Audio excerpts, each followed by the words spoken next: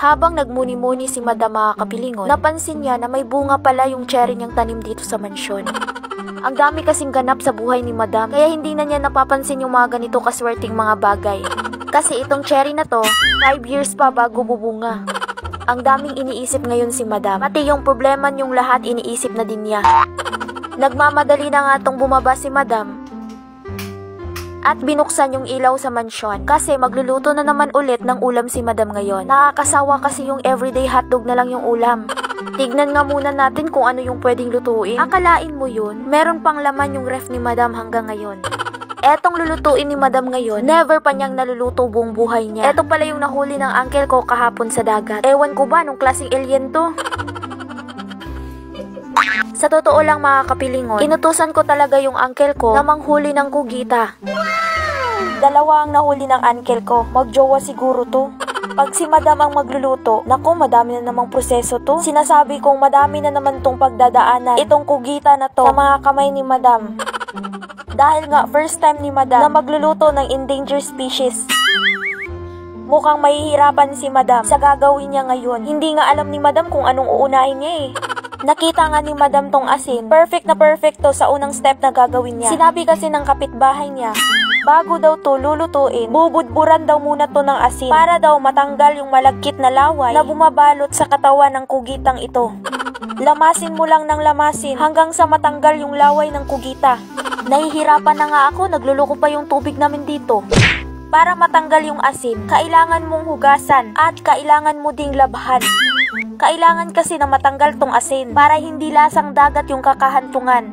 Hindi lang yon, tatanggalan mo din ng mga ngipin. Hindi ata nagtututbrush itong kugitang ito kasi kulay black yung ngipin. Siguro hindi uso yung Colgate sa kanila. Nahihirapan nga si Madam sa pagkuha ng mga ngipin kaya humingi siya ng tulong sa papa niya. Hindi tayo magpupumilit kung hindi natin kaya. Ito ang pinakamahirap na part dahil ang next step na gagawin natin, tatanggalan natin ng utak yung kugita. Nasa ulo kasi niya yung itim na budhi na kailangan tanggalin. Wait lang mga kapilingon, ooperahan muna ni Madam to.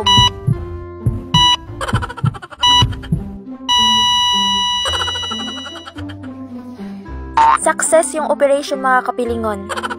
Dahil alam naman natin na makuna talaga tong kugita, kaya kailangan natin tong ilaga ng mga 5 araw.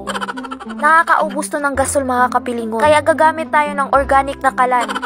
Dahil nga organic tong kalan na to, mauubusan ka muna ng hininga bago aapoy. Sinalang na nga ni Madam yung kawali. Dahil ilalaga natin to, kailangan natin tong lagyan ng tubig. Mga isang pitchel, okay na yan. Nakalimutan mo ata Madam, na kugita yung ilalaga mo. Hindi kaya ng tubig-tubig lang. Tinanggal na nga ni Madam yung tubig. Sinalang muna itong endangered species na galing pang Pacific Ocean. Nung nasalang na nga, ibubuhos na natin tong Sprite dahil ito yung magpapalambot sa kugitang ito. Syempre, hindi kailangang ibuhos mo lahat kasi dapat yung tira iinumin mo. Tatakpan na nga natin to para hindi magsingaw-singaw. Tapos hayaan lang mo muna yan, wag mo munang galawin. Najakpatan ko pa, nahuli ko na yung taga-ubos ng laman ng ref ko mga kapilingon. Yung pamangkin ko mga kapilingon, ginawa ng kantin yung ref ko. Babalikan nga muna natin to. Pinakuluan natin kugita. Kumulo na nga mga kapilingon, pero hindi pa magtatapos yung paghihirap niya. Dahil buo na yung desisyon ni Madam na 5 araw tong papakuluan. Para lumambot to ng bongga. Yung tipong hindi mo nang ngunguyain, yung matik mo na lang lulunukin.